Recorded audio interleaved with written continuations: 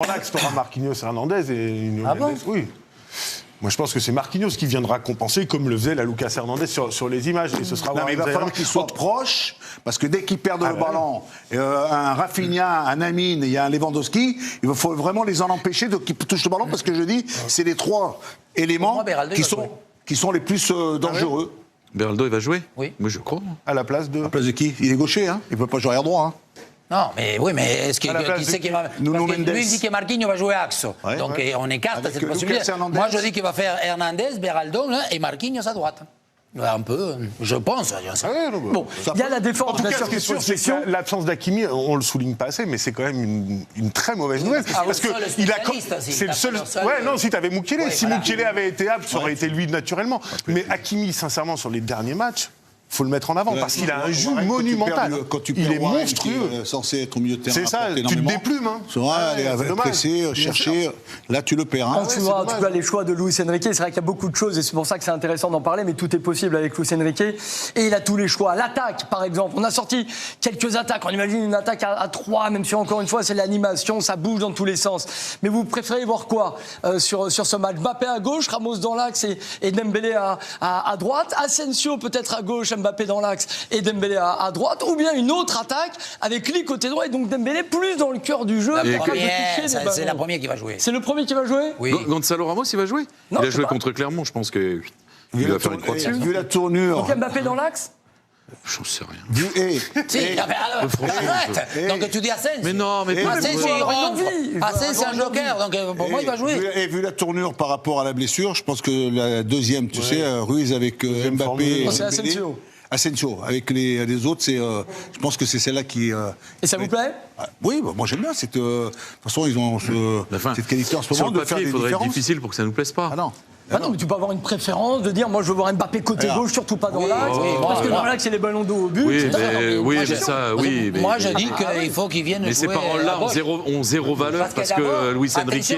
Dans le journal espagnol, ils ont dit qu'Araujo risque de jouer alors qu'il a été blessé et qu'il va le mettre à droite.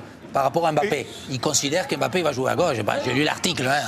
Et Koundé, du coup, dans l'axe? Absolument. Comment quoi tu dégarnis? Parce qu'Araujo, défensivement, non. Bon, bref, tout ça, c'est dans la théorie des paroles. En tout cas, il y a Asensio qui est revenu de blessure, qui a été plutôt performant contre Clermont, pardon. Il était bon? Oui, mais il apporte des choses que d'autres joueurs de PSG n'ont pas, de savoir garder le ballon, de donner des bons ballons, justement, de ne pas perdre ce ballon, de temporiser. Et il peut tirer de loin, ce qui est quand même assez rare dans l'effectif parisien. Et Dembélé, vous le voulez voir comme contre la Real Sociedad ou manger la ligne? Ah, à droite, manger la ligne. Contre Cancelo. Laissez-le tranquille. Laissez-le là où il est maître. Cancelo. C'est Cancelo? Oui. Il faut défendre sur Cancelo. Et Cancelo, s'il a... Enfin, dans son dos, du coup, il y aura des espaces. Oui, mais Cancelo fait partie de ces joueurs qui attaquent, qui vont de l'avant. Il va falloir aussi y penser. Hein. Tu sais, Luis Enrique, il les a certainement bien analysés, quand même, cette équipe du Barça, quand même. Il y a des forces et des faiblesses. Et Cancelo, c'est une force offensive, pas défensive. Ben justement, peut-être appuyer là où ça fait mal avec Ousmane Dembélé, qu'on voit beaucoup jouer dans le cœur du jeu depuis quelques matchs avec les choix de Luis Enrique, et peut-être voir Lee, du coup, manger la ligne, comme ça avait été le cas en Coupe de France contre l'OGC Nice il y a quelques semaines. Ce Barça se présente au Parc, et c'est l'occasion avec vous, Omar, d'avoir un peu un regard sur le niveau général de ce FC Barcelone, qui semble ne pas faire une bonne saison quand on voit globalement, mais finalement, quand on s'y intéresse de près, ils sont là pour aller en quart de finale de Champions League, ce qui est déjà une bonne chose, et de sortir encore des jeunes, ces jeunes qui peuvent être la vraie qualité dans l'effectif de Xavi. Votre avis, Omar, sur ces jeunes qui sortent? On voit Yamal, on voit bien sûr Pau Cubarsí, 17 ans, qu'on avait vu très bon contre Naples lors du match retour, Fermín Lopez également qui est là et qui enchaîne les titularisations, et puis Lamine Yamal qui semble peut-être le danger numéro 1 pour le PSG sur cette double confrontation. Oui, la force des choses, des situations, des blessures, des Jong, Pedri, Gavi et des longues blessures fait que justement la Masie revient, parce que depuis un certain temps il y avait quand même un trou, et c'est vrai qu'on est extrêmement surpris, côté admiratif, parce que le cas Cubarsí, au début, je dis, mais comment? Parce qu'il est passé même devant Iñigo Martínez qui sont fait venir, Christensen, même Araujo. Donc, et apparemment, Xavi dit que c'est lui le titulaire absolu.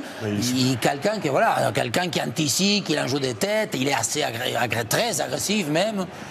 Et voilà, et puis la fantaisie de Yamal Lamine, c'est quand même un joueur qu'on veut qu'il touche très souvent le ballon parce que forcément, il y a des choses qui se passent. Donc là, il y aura des belles choses. C'est un bon Barça en ce moment, Omar? Disons qu'ils sont dans une phase de progression.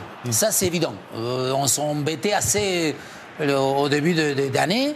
Et là, depuis 2-3 matchs, avec un Lewandowski aussi beaucoup plus participatif et beaucoup plus joueur, un peu comme ce 9,5. Et Rafinha qui aussi se met à jouer, parce que ça aussi, le cas Rafinha, c'est quand même, pour moi, c'est un joueur d'une qualité extrême et il a du mal à pouvoir l'exprimer.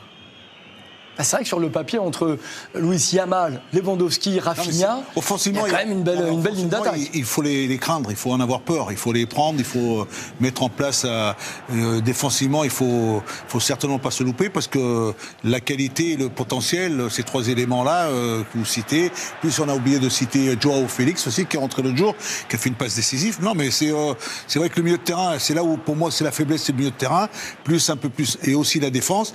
Mais offensivement, les éléments sont là. Ils sont vraiment.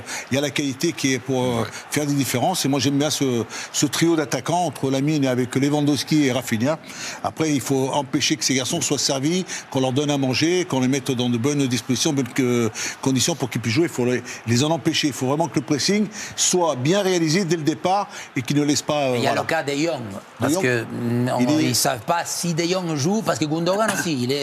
Si De Jong joue, c'est quand même un atout. C'est un joueur de foot, je ne sais pas, il a été blessé longtemps, donc on ne sait pas. Mais des points de vue qualité technique, tout ce qui est tenue de ballon, c'est quand même... Mais c'est vrai que Yamal peut faire mal, Julien, parce qu'on sent qu'il a pris de l'épaisseur. Oui, Yamal, évidemment, sur le côté gauche. En tête de gondole, mais toute cette jeunesse-là qu'on vient de citer...